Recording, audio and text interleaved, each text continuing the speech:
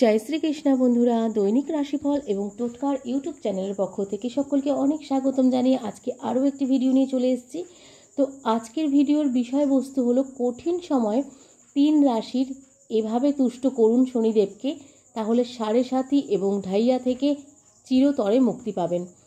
তো চলুন আজকের ভিডিওটি শুরু করা যাক। তো শুরু করার আগে বলে নিই, আমাদের এই চ্যানেলের ভিডিওগুলো কিন্তু গ্রহ সংক্রান্ত, জ্যোতিষ সংক্রান্ত এবং দৈনিক রাশিফল এবং সাপ্তাহিক রাশিফল এই বিষয়বস্তু নিয়ে হয়ে থাকে।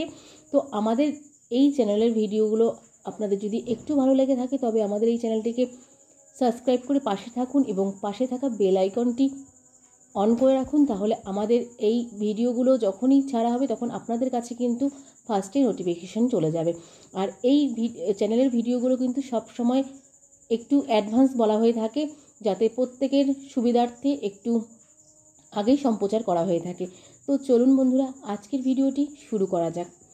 তো আজকের ভিডিওর বিষয়বস্তু শনিদেবকে কেন্দ্র করে। তো শনিদেবের রোষে কঠিন সময়ে 3 রাশির এইভাবে তুষ্ট করুন শনিদেবকে, তাহলে সাড়ে সাথীর দশা, যাদের সাড়ে সাথীর দশা আছে, যাদের ঢাইয়ার দশা আছে, তাদের কিন্তু চিরতরে চিন্তামুক্ত থাকবেন তারা, এইভাবে যদি শনিদেবকে তুষ্ট করতে পারেন। তো চলুন শুরু করা যাক ভিডিওটি আজকের। তো বন্ধুরা, শনির সাড়ে সাথীতে আটকে পড়া মানুষকে জীবনে অনেক কষ্ট কিন্তু পেতে হয়। এই সময় এই নিয়মগুলি মানলে জীবনে অনেকটাই স্বস্তি মিলতে পারে বলে এখানে বলা হয়েছে। তো এই কারণে আগামী বছর 29শে মার্চ শনিদেব কুম্ভ রাশি থেকে মীন রাশিতে যাত্রা করবে। শনিদেব এই পরিবর্তন খুবই কিন্তু শনিদেবের গুরুত্বপূর্ণ বলা হয়ে থাকে। এর ফলে মীন রাশি, মেষ রাশি, বৃষ রাশির জাতক জাতিকাদের ওপর শনিদেবের সাড়ে সাতির দশা শুরু হয়ে যাবে সামনের বছর। আগামী বছর 29শে মার্চ শনিদেব কুম্ভ রাশি থেকে কিন্তু চলে যাচ্ছে মীন, মেষ এবং বৃষ রাশির জাতক জাতিকাদের জীবনে।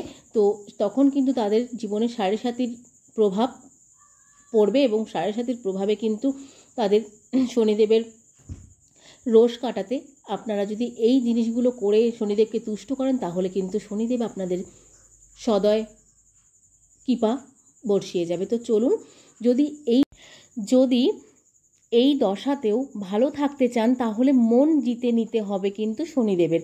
তার জন্য মানতে হবে কিছু ছোট ছোট নিয়ম, কিছু রীতি পালন করলে সাড়ে সাতির প্রভাব থেকে আপনারা মুক্তি পেতে পারেন এবং তার সাথে সাথে কিন্তু সাড়ে সাতি এবং ঢাইয়ার প্রকোপও কিন্তু কমে যাবে আপনাদের জীবন থেকে।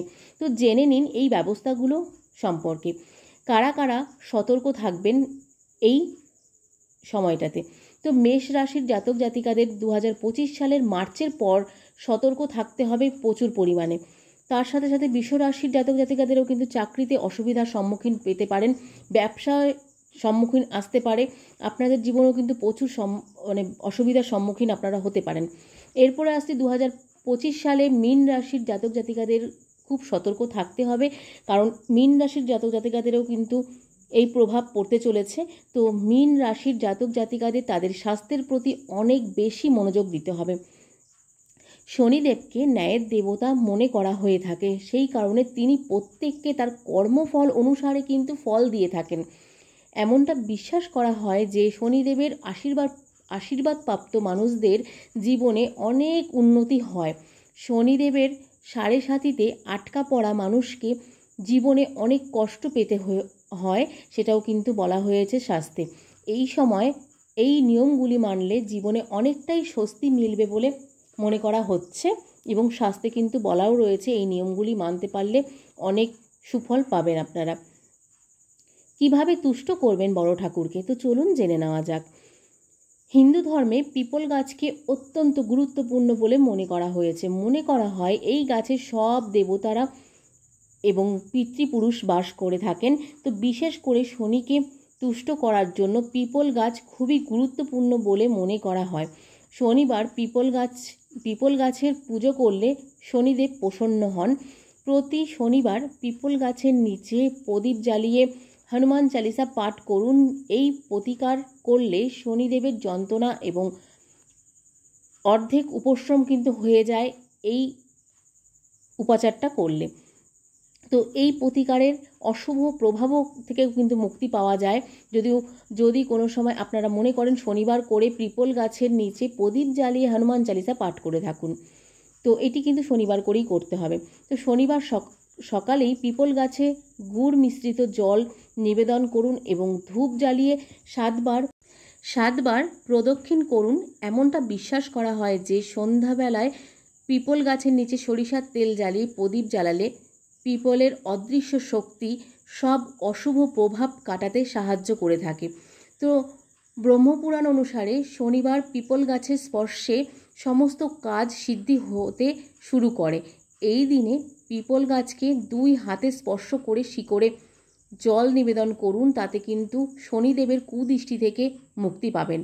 তার সাথে সাথে বলা হয়েছে স্বাস্থ্যমতে পশ্চিমমুখী হয়ে পিপলের জল নিবেদন করলে শনিদেবের দোষ কেটে যায়। তার সাথে সাথে রাশিতে যাদের শনিদেবের দোষ আছে এবং যাদের প্রত্যেকটি রাশিতে 7.5 এবং ঢাইয়া চলছে, তো প্রতি শনিবার পিপল গাছের পুজো করুন, তাতে কিন্তু আপনারা সুফল লাভ করবেন।